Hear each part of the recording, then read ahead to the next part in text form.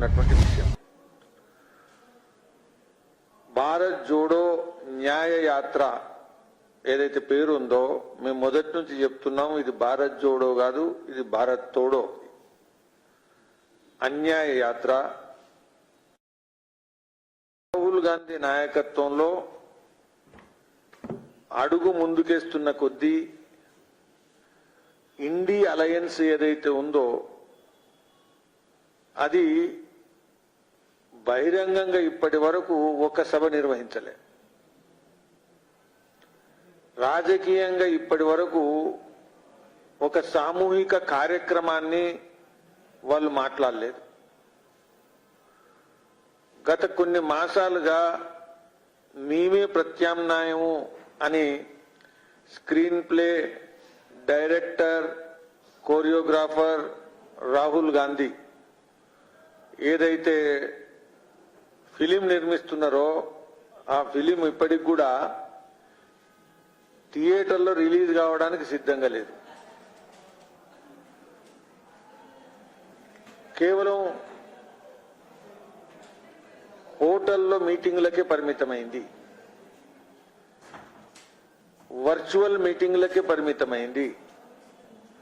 ఎక్కడ కూడా ఇంతవరకు ప్రత్యామ్నాయంగా భావించేటువంటి పాల్గొంటున్నటువంటి 28 పార్టీలు మౌలికమైనటువంటి ఏకాభిప్రాయానికి ఏ విషయంలో రాలేదు. ఇప్పటి వరకు నేను ఇంతకుముందు చెప్పినట్టు బహిరంగంగా ఎన్నికలు ప్రకటనకు సమీపం వస్తున్నది. మనం జనవరి నెలాఖరుకు చేరుతున్నాం. ఎంతో ముందుగా పని ప్రారంభించినామని చెప్పుకునేటువంటి సోకాల్డ్ ఏదైతే కూటమి ఉందో ఆ కూటమి ఇప్పటి వరకు మరొకసారి చెప్తున్నాను, హోటల్ మీటింగ్స్ వర్చువల్ మీటింగ్స్ కే పరిమితమైంది. ఇప్పటి వరకు బహిరంగంగా ఒక్క పబ్లిక్ మీటింగ్ గాని, ఒక్క ర్యాలీ గాని, ఒక మేనిఫెస్టో మీద ఉండేటువంటి కామన్ ఇష్యూ గాని, ఒక కామన్ డిక్లరేషన్ గాని ఏది కూడా ప్రత్యామ్నాయం ఎన్డీఏకు మోదీ ప్రభుత్వానికి అని చెప్పబడేటువంటి ఏ విషయంలో కూడా ఏకాభిప్రాయం రాలేదు ఎక్కడ కూడా. కాబట్టి దీన్ని బట్టి చూస్తే దీన్ని ఏమంటారంటే బేసిక్ గా ముందుకు నడవక ముందే అంటే ఒక అడుగు ముందుకేస్తే 2 అడుగులు వెనుకకు. రాహుల్ గాంధీ అస్సాం నుంచి బెంగాల్ ప్రవేశించే లోపట బెంగాల్లో ఏదైతే ఆలోచిస్తున్నటువంటి ఏదైతే ప్రామిస్ చేసినటువంటి అలయన్స్ ఏదైతుందో అది లేదు అనేది అందరికి కూడా అర్థమైపోయింది. మమతా బెనర్జీ నేను ఒంటరిగానే పోటీ చేస్తాను, బీజేపీ మీదైతే ఎంతైతే వాడిగా వేడిగా మాట్లాడుతుంటుందో అంతకన్నా తీవ్రంగా వాడిగా వేడిగా కాంగ్రెస్ నాయకత్వం మీద లేకపోతే ఇండి అలయన్స్ వాళ్ళ మీద మాట్లాడుతున్నది. కానీ దీన్ని బట్టి బెంగాల్లో వాళ్ళు అనుకున్నటువంటి కళ ఎన్ని వాగ్దానాలు చేసినా ఫోన్లు మాట్లాడినా ఫోన్లకు కూడా రెస్పాన్స్ లేదు. ఇది బెంగాల్ ప్రవేశించలేదు. బెంగాల్ దాటి బీహార్కు ఇంకా ప్రవేశించక ముందే మొదలే అక్కడ ఉండేటువంటి కూటమి ప్రభుత్వం అనేది అది పోయింది, మాయమైపోయింది. It has disappeared. అంటే ఉఫ్ అంటే ఇత కర్పూరం కదా పోయినట్టు మాయమైపోయింది. కాబట్టి ఈరోజు బీహార్లో నడుస్తున్నటువంటి కూటమి కూడా ఈరోజు మాయమైపోయింది. మళ్ళా ఒరిజినల్ ఎన్డీఏ గవర్నమెంట్ అక్కడ ఫామ్ అయింది. ఇంకొక వైపు మనందరం కూడా గమనిస్తున్నాం, అనేక సందర్భాల్లో ఏదైతే ఢిల్లీ పంజాబ్ అరవింద్ కేజ్రీవాల్ నాయకత్వంలో ఉండేటువంటి ఆమ్ ఆద్మీ పార్టీ భగవంత్ సింగ్ మాన్ మాకు కాంగ్రెస్ తోని పోటీ చేస్తే నష్టము, కాబట్టి మేము కాంగ్రెస్ తో పోటీ చేయము, మేము ఒంటరిగా పోటీ చేస్తామని బహిరంగంగా ప్రకటించడం జరిగింది. ఆ విధంగా ముందుకు ప్రయాణం చేస్తున్నది జరిగింది. కాబట్టి వెస్ట్ బెంగాల్ ఇప్పుడు మీరు గమనించాలా, మధ్యప్రదేశ్ లో కాంగ్రెస్ ఓడిపోయింది, రాజస్థాన్ లో కాంగ్రెస్ ఓడిపోయింది, ఛత్తీస్గఢ్ లో కాంగ్రెస్ ఓడిపోయింది. ఎక్కడైతే బీజేపీ వర్సెస్ కాంగ్రెస్ ఉందో అక్కడ కాంగ్రెస్ ఓడిపోయింది. ఎక్కడైతే అలయన్స్ కూటమిగా మేము బీజేపీకి ప్రత్యామ్నాయతం అనుకున్నారో అక్కడ వెస్ట్ బెంగాల్లో అలయన్స్ లేదు, బీహార్ లో అలయన్స్ ఫెయిల్ అయింది, ఉత్తరప్రదేశ్ లో ఇంతవరకు ఉత్తరప్రదేశ్ లో కాంగ్రెస్ తోని ఎక్కడ కూడా మనకు డిక్లరేషన్ రావట్లే కూటమి. కాబట్టి ఢిల్లీ, పంజాబ్, ఉత్తరప్రదేశ్, బీహార్, వెస్ట్ బెంగాల్ సువిశాలమైనటువంటి భారతదేశంలో ఎక్కడైతే బీజేపీకి ప్రత్యామ్నాయంగా కూటమి ఏర్పడుతుంది అనుకున్నారో అక్కడ అన్నిట్లో కూడా ఫెయిల్ ఫెయిల్ ఫెయిల్ ఫెయిల్ ఈ నోటీస్ బయటకు వస్తున్నది. కాబట్టి ఎందుకు ఫెయిల్ అవుతున్నది అంటే మేము మొదటి నుంచి చెప్తున్నాం, రాహుల్ గాంధీ నాయకత్వము, స్క్రీన్ ప్లే, డైరెక్షన్, కోరియోగ్రఫీ నడిచిన రోజులు కాంగ్రెస్ కు భవిష్యత్తు లేదు. కాంగ్రెస్ నాయకత్వంలో కూటమి ఏర్పడడం సాధ్యం కాదు. కాంగ్రెస్ నాయకత్వంలో కూటమిగా ప్రజల విశ్వాసం లేకపోవడమే కాదు, ప్రతిపక్షం కూడా విశ్వసించట్లేదు. కాబట్టి ఈ దేశంలో ఈ రోజు నరేంద్ర మోదీ గారికి, ఎన్డీఏకు, బీజేపీకు మీరు గనక విశ్లేషిస్తే, గమనిస్తే ఎలాంటి కూటమి ప్రయత్నాలు కూడా సాకారం కావట్లేదు. ఎందుకంటే గ్రౌండ్ లెవెల్లో గాని, పొలిటికల్ పార్టీల లెవెల్లో గాని అగ్రిమెంట్, కన్సెన్సస్ లేదు. ఇది ప్రధానమైనటువంటి విషయం.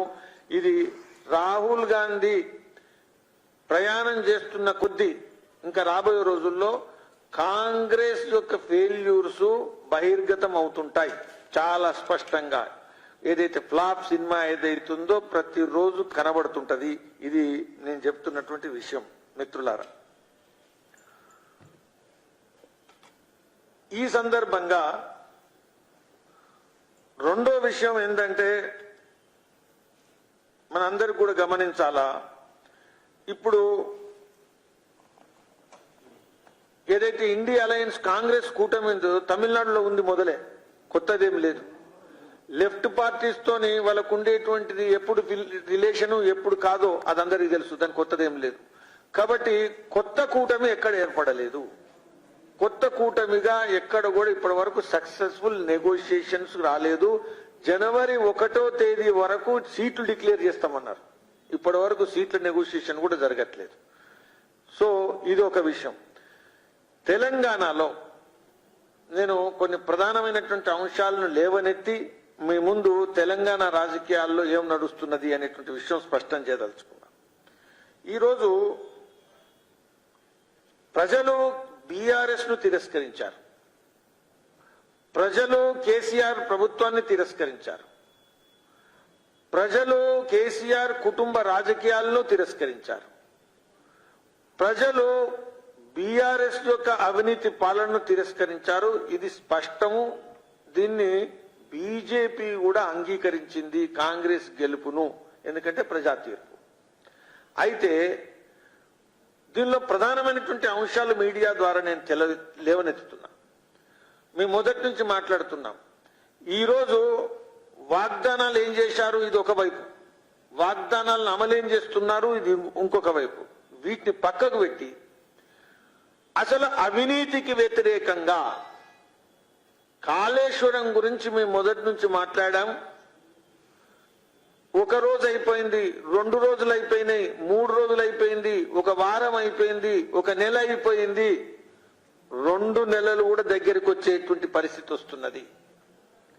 ఇప్పటి వరకు అవినీతికి సంబంధించినటువంటి స్తంభాలు, మూల స్తంభాలుగా గుర్తించినటువంటి ఏవైతే ఉన్నాయో ఎక్కడ కూడా కాంగ్రెస్ తెలంగాణ సీఎం రేవంత్ రెడ్డి గారు ఒక్క అడుగు ముందుకేయలేదు. ఈ అడుగు ముందుకేయకపోవడంలో ఉన్న రహస్యం ఏంటి? ఇది నేను బీజేపీగా ప్రశ్నిస్తున్నాను. ఎందుకు అడుగు ముందుకేయట్లేదు? కాళేశ్వరంలో విపరీతమైనటువంటి బీజేపీ కాంగ్రెస్ మీ అందరం కూడా ఇది అవినీతి, ఇది ఏటీఎం. రాహుల్ గాంధీ అక్కడికి పోయి చూడడం జరిగింది. రాహుల్ గాంధీ మాట్లాడడం జరిగింది, ప్రచారం చేశారు, ప్రచారంలో ఓట్లు దండుకున్నారు, ప్రభుత్వం ఏర్పాటు చేశారు. కాళేశ్వరం జల సమాధి జరిగింది. కాళేశ్వరం అవినీతి గురించి ఈ రోజు రేవంత్ రెడ్డి మాట్లాడట్లేదు. దర్యాప్తు అనేది ఎక్కడ ఒక అడుగు ముందు కూడట్లే. నేను 100 మీటర్లు వాటేస్తా, 500 మీటర్లు మాటేస్తా, ఖబర్దార్, ఈ విషయాలకి ఎవ్వడు కూడా నమ్మడు. నువ్వు ఏం మాట్లాడుతున్నావు అనేది ఇంపార్టెంట్ కాదు, ప్రభుత్వంకి వచ్చిన తర్వాత నువ్వు ఏం చేస్తున్నావు అనేది ఇంపార్టెంట్. ప్రతిపక్షంలో ఏం మాట్లాడుతున్నది ఇంపార్టెంట్ అయితే ప్రభుత్వంలో ఏం చేస్తున్నది అనేది ఇంపార్టెంట్. రెండో ఇంపార్టెంట్ విషయం ఓఆర్ఆర్. ఓఆర్ఆర్ ఏదైతే నెహ్రూ రింగ్ రోడ్ ఏదైతుందో ఈ ఓఆర్ఆర్ విషయంలో రేవంత్ రెడ్డి గారు స్వయంగా ఇది పొటెన్షియల్, దానికి ఉండేటువంటి అవకాశం ఎంతుంది పొటెన్షియల్, ఆయన ఇచ్చినటువంటి రేజ్ చేసినటువంటి ఇష్యూస్ నేను గుర్తు చేస్తున్నా. ఎర్నింగ్ పొటెన్షియల్ ఎంతుందంటే 21,000 కోట్ల పొటెన్షియల్ ఉంది. ఇది రేవంత్ రెడ్డి గారు లేవనెత్తారు. 21,000 పొటెన్షియల్ ఉంది. అటువంటిది ఎంతకు ఇచ్చారు అంటే 7,200 కోట్లకి ఇచ్చారు. సో ఆదాయం తెచ్చుకోగలిగేటువంటి అవకాశము, సామర్థ్యము 21,000 కోట్లకున్నో అంతకన్నా ఎక్కువ ఉంటే కేవలం 7,200 కోట్లకు ఐఆర్బికి మీరు ఎందుకు ఇచ్చారు? ఇది ప్రశ్న లేపడం జరిగింది. కేసీఆర్ ను, కేటీఆర్ ను, కుటుంబాన్ని లక్ష్యం చేసి కాంగ్రెస్ నాయకుడు ప్రచారం చేయడం జరిగింది. ఇందులో పారదర్శకత, ట్రాన్స్పరెన్సీ ఏ విధంగా లేదు అనేటువంటి విషయాన్ని ప్రశ్నించడం జరిగింది. ప్రభుత్వం అవలంబించినటువంటి విధానాలు, ప్రొసీజర్స్ ను ప్రశ్నించడం జరిగింది. National highway authority of India recommendations ను తుంగలో తొక్కారు అని లేపడం జరిగింది. చట్టబద్ధంగా ఉండేటువంటి లీగల్ విషయాలను కూడా Delhi high court decision to allow him అంటే ఏదైతే కేసు ఫైల్ చేస్తానని చెప్పడం కూడా జరిగింది. ఇవాళ కేసు ఫైల్ చేయాల్సిన అవసరమే లేదు. నువ్వు ప్రభుత్వంలోకి వచ్చావు, ముఖ్యమంత్రి అయినావు. ఇన్ తర్వాత ఓఆర్ఆర్ స్కామ్ గురించి మాట్లాడుతూ ప్రస్తుతం ఉండేటువంటి నాయకుడు మన ముఖ్యమంత్రి ప్రచారంలో భాగంగా ఢిల్లీ లిక్కర్ స్కామ్ ఎందుకు లెక్కకు రాదు, దీని ముందు విపరీతమైనటువంటి కాళేశ్వరంతో సమానంగా ఉండేటువంటి యొక్క స్కామ్ ఏదైతుందో ఇది పెద్దది. దీని విషయంలో విపరీతమైనటువంటి ప్రచారం చేయడం జరిగింది, దర్యాప్తు కోరడం జరిగింది. అదే విధంగా ఇందులో ఇంతకు ముందేటువంటి చీఫ్ సెక్రటరీ సోమేష్ కుమార్, ఆయన తర్వాత హెచ్ఎండిఏ కమిషనర్ అరవింద్ కుమార్, వీళ్ళిద్దరి యొక్క భూమిక ఏదైతుందో దీని విషయంలో కూడా లీజ్ డీలు వీటన్నిటి విషయంలో ప్రశ్నించడం జరిగింది. వీళ్ళ యొక్క పాత్ర గురించి కూడా ప్రశ్నించడం జరిగింది, లేవనెత్తడం జరిగింది. ఇవన్నీ లేవనెత్తినటువంటి ముఖ్యమంత్రి హెచ్ఎండి ఏదైతుందో మన 158 కిలోమీటర్ల ఏదైతే రేడియస్ ఉండేటువంటి ఓఆర్ఆర్ 30 సంవత్సరాల లీజ్ ఏదైతుందో ఇది ఇవ్వడం, ఇది ఎంత అన్యాయం అనేటువంటి విషయం, ముంబై బేస్డ్ కంపెనీకి ఎందుకు ఇచ్చారు అనేటువంటి విషయంలో అనేక ప్రశ్నలు ఇందులో ఉన్నాయి. మీ అందరికి కూడా తెలుసు. ఈ లేవనెత్తినటువంటి ప్రశ్నలకు డిసెంబర్ 3 తర్వాత ఈ రోజు జనవరి 29, ఇప్పటి వరకు ఒక్క అడుగు ముందుకు దర్యాప్తు విషయంలో ముందుకు పోలేదు. స్పెషల్ ఇన్వెస్టిగేషన్ టీం సిట్ గాని లేకపోతే ఇంకెలాంటి దర్యాప్తు గాని, అంటే అటు కాళేశ్వరం విషయంలోనే మౌనం కాదు, ఇటు ఓఆర్ఆర్ విషయంలో కూడా పూర్తిగా మౌనము, ఒక్క అడుగు కూడా ముందుకు సాగట్లేదు. ఇది ఏంటి అనేటువంటి విషయం నేను అడుగుతున్నా. ఇదొక రహస్యమైనటువంటి విషయం. ఇందులో రహస్యం ఉంది అనేటువంటి విషయం నేను ఖచ్చితంగా భావిస్తున్నా. మూడో ప్రధానమైనటువంటి అవినీతి స్తంభం టిఆర్ఎస్ బీఆర్ఎస్ ప్రభుత్వానికి మూడో అవినీతి స్తంభం. ఒకటి కాళేశ్వరం, రెండు ఓఆర్ఆర్, మూడో అవినీతి స్తంభం ధరణి. ధరణి విషయంలో రైతులకు బాధ జరిగింది, రైతులకు నష్టం జరిగింది, దానిలో ఉండేటువంటి తప్పులు లోటుపాట్లు ఇది ఒక పక్క. నేను దానికి వెళ్ళట్లే, దాన్ని ఇంప్రూవ్ చేయాలి, అది వేరే విషయం. కానీ ధరణిని ఉపయోగించి ల్యాండ్ సెటిల్మెంట్స్ డిస్ప్యూట్స్ దూరంగా ఎంత పెద్ద స్కాండల్ అనేటువంటి విషయాన్ని తెలంగాణ ప్రస్తుతం ఉండేటువంటి ముఖ్యమంత్రి అప్పుడు ప్రచారంలో చర్చించడం జరిగింది. ధరణి స్కామ్, ధరణి స్కాండల్. బీఆర్ఎస్ కు మరో పేరు ధరణి స్కాండల్. ఇటువంటి దీనిలో కుటుంబం మొత్తం ఉంది.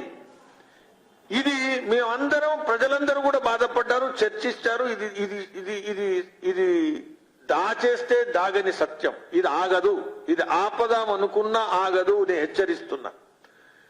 ఇటువంటి ధరణి స్కామ్ విషయంలో ఇంప్రూవ్మెంట్ గురించి మాట్లాడుతున్నారు. ధరణి స్కామ్ విషయంలో ఈ ప్రభుత్వం ఒక్క అడుగు ముందుకేయలేదు, దర్యాప్తు కోసం ఒక్క అడుగు కూడా ముందుకేయలే.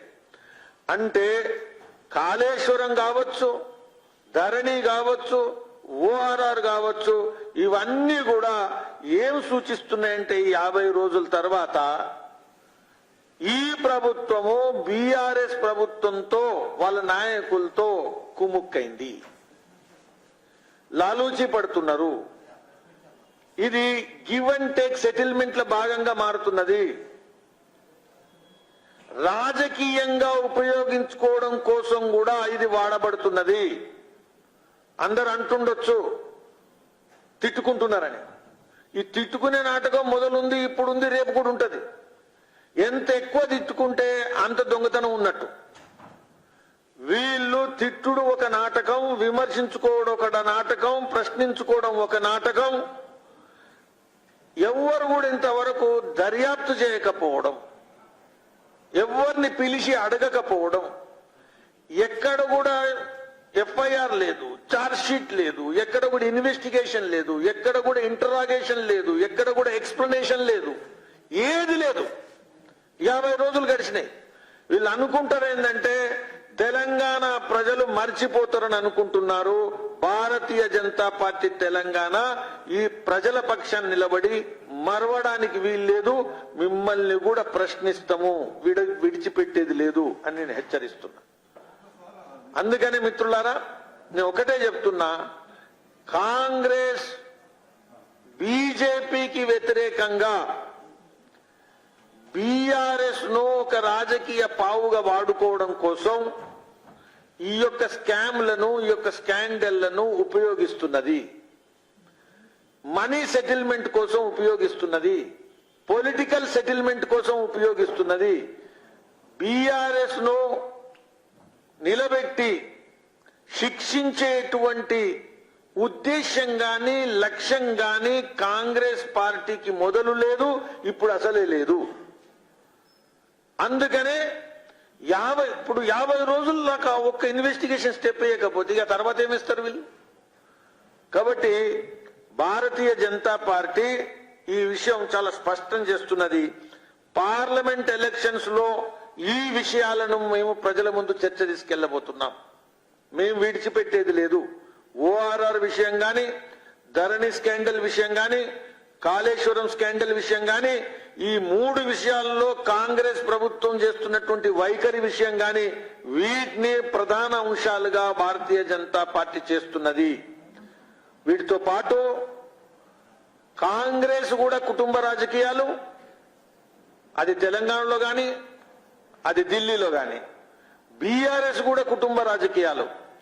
కాబట్టి పార్లమెంట్ ఎలక్షన్స్ లో కుటుంబ రాజకీయాలకు నిజమైనటువంటి ప్రత్యామ్నాయం బీఆర్ఎస్ కుటుంబ రాజకీయాలకు కాంగ్రెస్ ప్రత్యామ్నాయం కాదు, కాంగ్రెస్ కుటుంబ రాజకీయాలకు బీఆర్ఎస్ ప్రత్యామ్నాయం కాదు.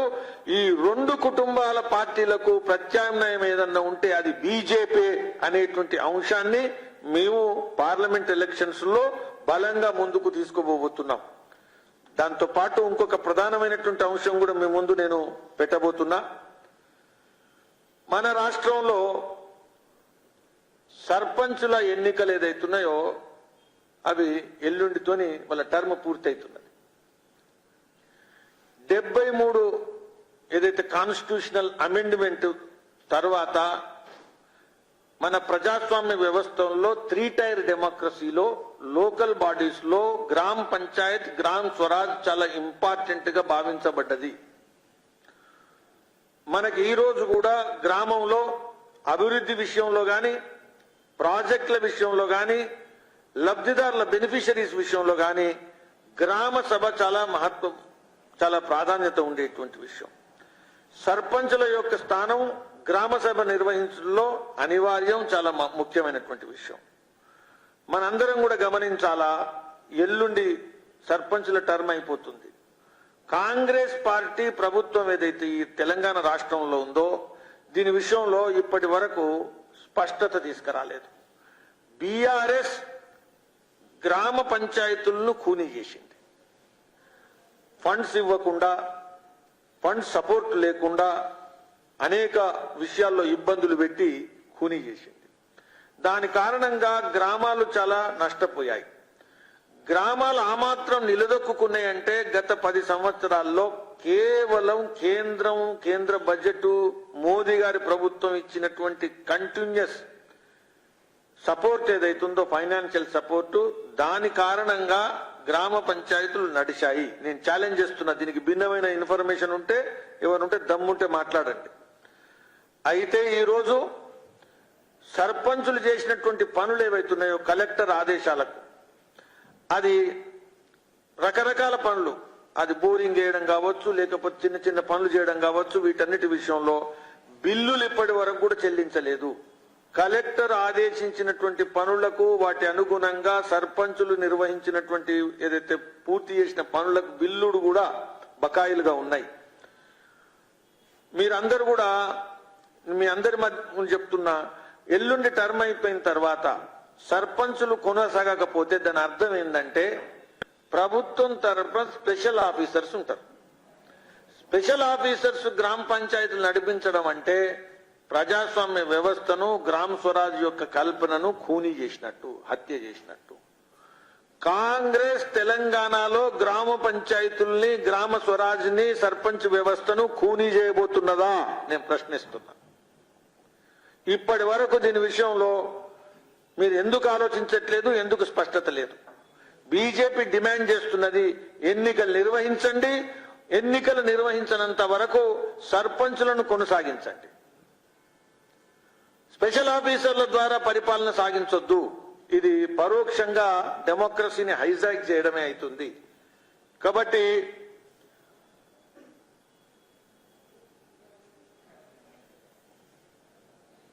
ఈ సర్పంచుల విషయంలో కూడా